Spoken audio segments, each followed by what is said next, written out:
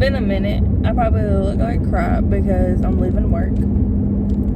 But I just really wanted to have a full-blown here with y'all. Because I'm not gonna hold y'all. Like, your girl been out here stressed. But, you know, I also have to think about the fact that I'm human. And this is what I battle with me and my mom all the time. My mom's an Aquarius, I'm a Leo. I'm a big sign, so I'm very stubborn at times. And my mom is very much go with the flow. It is what it is. Like, it's life. Like, just, you know, you can't worry about it if you're gonna pray about it type of person. Oh, sorry. And so, in the midst of that, it's been crazy my way. Like, with being booked and busy, like, they don't tell you how to mentally prepare for that. So, I kid y'all not, like, I've really just been focusing on what works for me, what Tiana needs to do, what's purpose first, and then what's extra. And it's really raining here, y'all, so y'all may hear my windshield wipers. But I really had to focus on, like, legit, what does Tiana need to do for Tiana? What will help me eliminate stress? What will help me eliminate the overwhelming feelings that I have, the anxiety? Like, what's going to help me? Stop worrying about what everybody else got going on, because if it's not life or death, then it can wait. If it's not anything that requires immediate attention, it can wait. If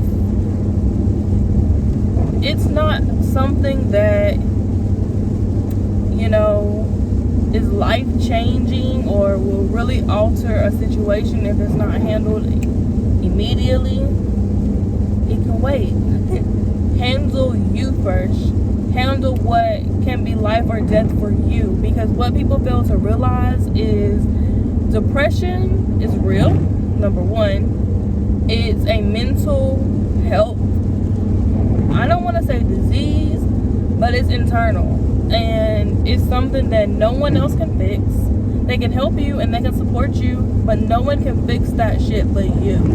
And so I had to realize that for myself. Like, I'm not going to drive myself insane, number one. I'm not going to put myself into a hole that I can't dig myself out of mentally. You know, like, I'm very strong. I'm very headstrong. And it's just like some things, like, I've been a victim of bullying. I've been a victim of being, you know, called all types of things, and mentally being able to pull myself out of it, to be, you know, super confident, to, you know, put on a very stern poker face, and so to where nothing bothers me. I can let shit roll off my back and be okay with it, and hold stuff in, and just overlook things or overlook people and words. And when it comes to that, on top of holding it all together and making things look like it's okay, and people wonder, how do you do it? How does that make you feel to have to hold so much together for so many people and be that person that makes everything look good? You know, as a designer, I have to make everything look good for people's brands and their businesses, and creating things from nothing. I'm not one of those type of designers where I put things together from a template. That's not me. I'm not a Canva person. I design everything off of the strength of my own muscle and make it work for the client. Create brands from nothing and help them really make things come to reality for them and see it. And so it's just kind of like, I pride myself on getting shit done, and when I couldn't, y'all, it broke me. It was really like a switch that was stuck, and you can't jimmy it back. You can't figure out how to turn it back on. Like, and that's where it was for me. It was just kind of like I didn't really have a passion for what I was doing anymore. I didn't really want to do it anymore. And it was just more so, okay, Tiana, how do you get yourself out of this? But let's go back. How did you get in this? Was what I had to understand for myself and figure out, okay, what got me here? How do I get out? And how can I keep myself from going back? Those were the three things I asked myself, and I had to answer those questions before I came back, before I could really take on anything else, anything, whether it's a social life, whether it's business projects, whether it's consultations with anyone, like absolutely anything. Those are the three questions I had to ask myself. So let's go to the first question. How did I get there? I got there by not thinking of myself, by not thinking of, okay, there's a thing called time management, but in time management, where is my time? Where do I fit that in my schedule? But in the midst of that, what does my time look like? Because for far too many times, and I can't even tell y'all how long, my time has looked like work. Sitting behind a computer designing something. Not for me, but for someone else. Why? Because for me, that was therapeutic. For me, that was what I enjoyed, what I loved doing. But here's another thing to that. What became work was what I love to do. So whenever you still have to step away from what you love to do, even though it's work, you still have to pull back.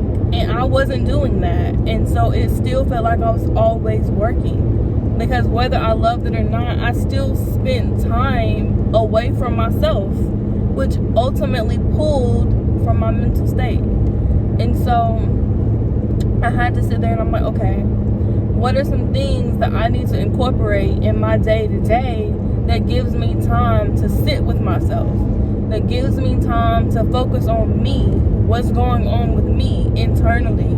Like, let's focus on your health, let's focus on your body, let's focus on what you're intaking in your mind, in your ears, in your, like, what are you watching, what are your hands doing? Like, are you reading a book, are you drawing, are you writing and journaling? Like, what are you spending that time? Where I would have been, okay, I'm just gonna perfect my craft a little more, that's work. You did that on your own time for business. Like really sitting with myself and understanding me in this season. What's going on with me? What does Tiana like to do? Does Tiana still like to read books? Does Tiana still like to take a walk every now and then? Does Tiana like to go to the park? What's your thoughts? What's your whys right now? Those are the things I had to think about, and I sat with myself, and it helped me eliminate a lot of things that were on the back burner, but also what I needed to do for myself to release thoughts, release energy, release negativity, and just focus on me.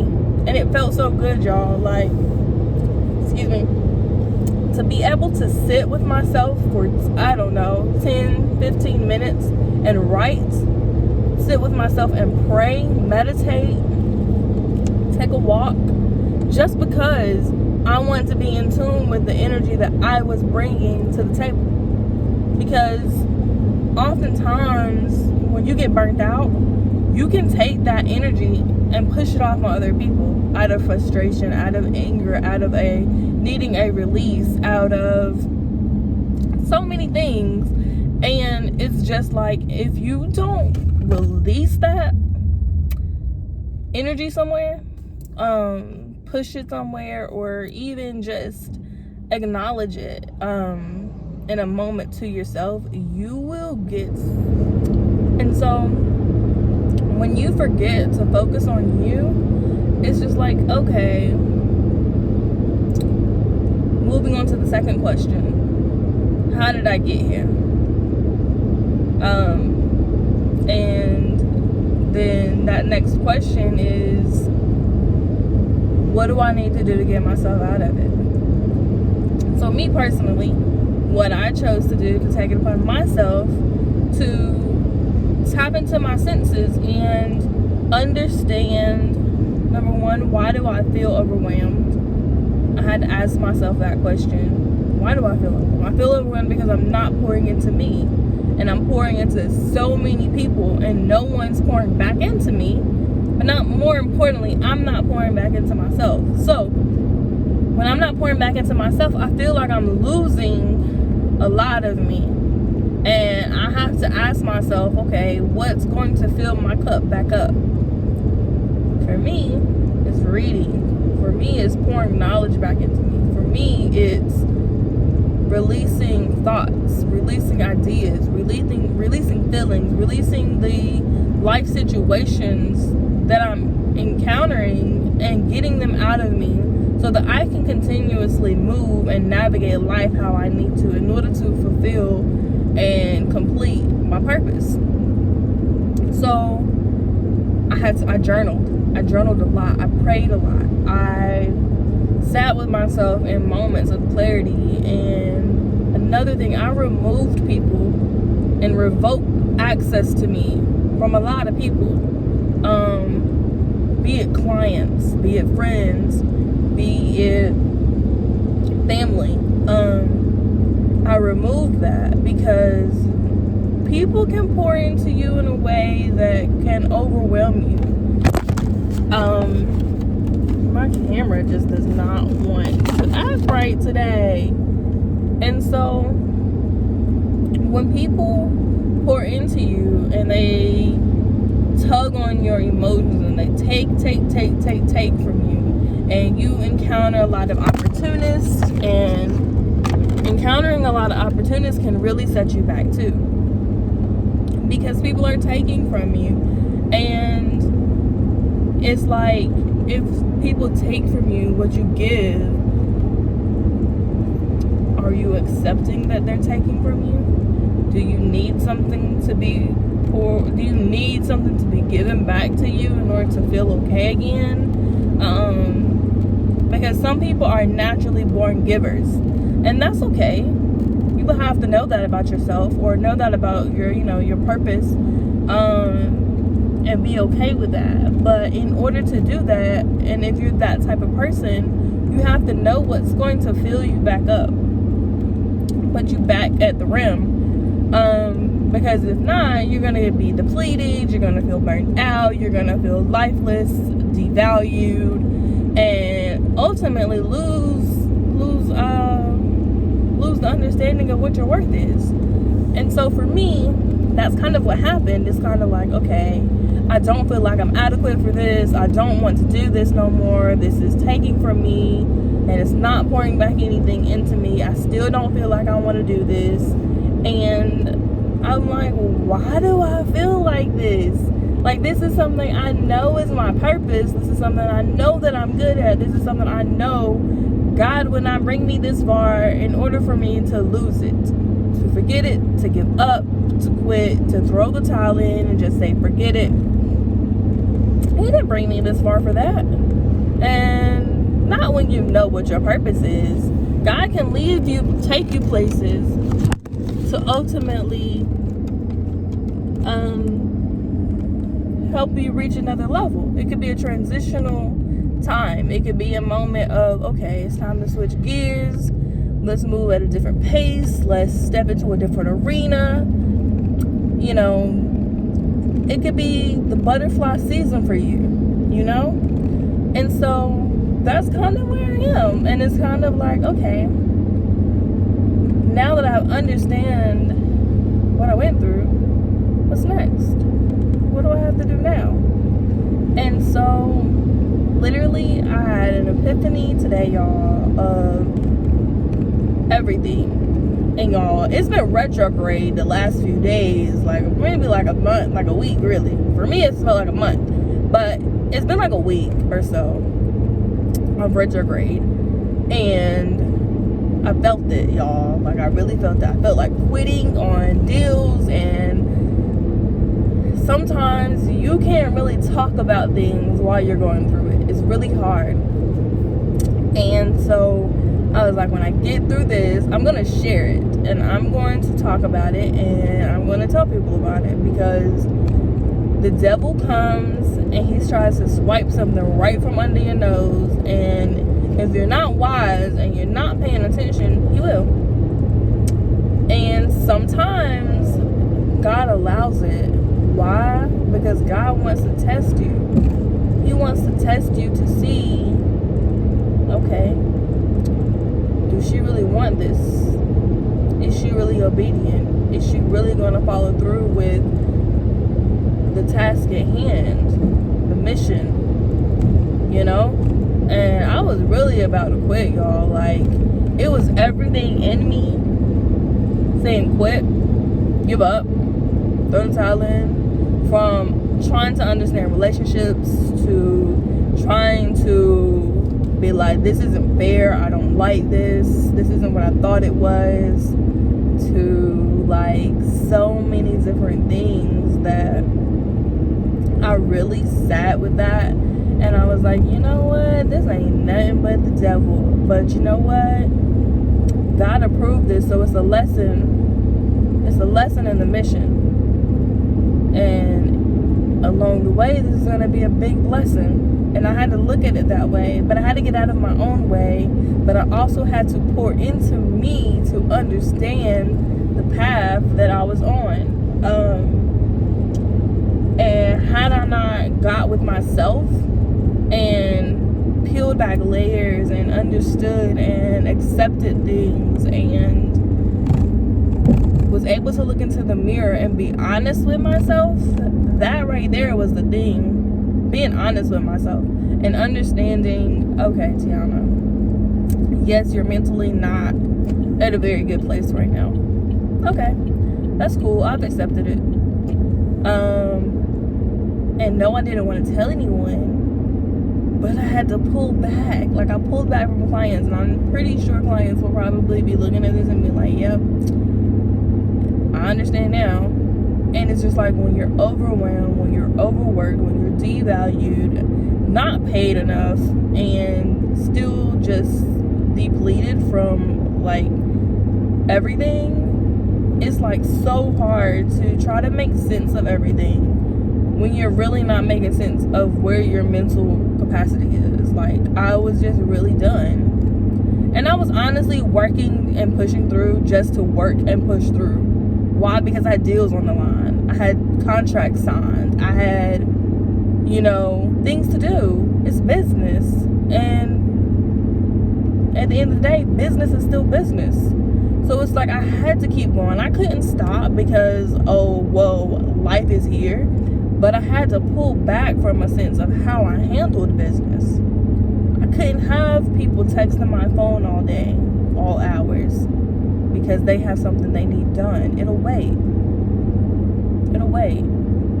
It's not priority. And understanding the sense of urgency with certain things. Some things are, some things aren't.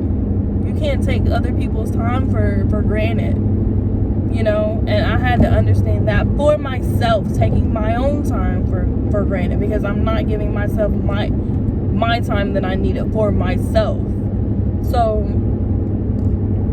in all of that, I figured out what worked for me. Writing worked. Sitting down and having a good meal by myself and just enjoying the moment, that worked. Walking worked. And I say all this to say, find time for yourself. Make time for yourself. Let that be a priority. If that's waking up every morning, sitting at your bedside, Indian style, crisscross applesauce, and praying for 5 or 10 minutes, or reciting your favorite affirmations, or listening to your favorite song, or even if it's simply sitting there in complete silence without even touching your phone for, I don't know, 2 to 5 minutes and just minding your business, do it. If that is what's going to start your day off positive, like, oh my gosh, I get to start today. I get to go to work today. It may not be where you want to go to work, but if you set the tone for your day won't be negative. You won't have a negative connotation when it comes to going to work. Because why?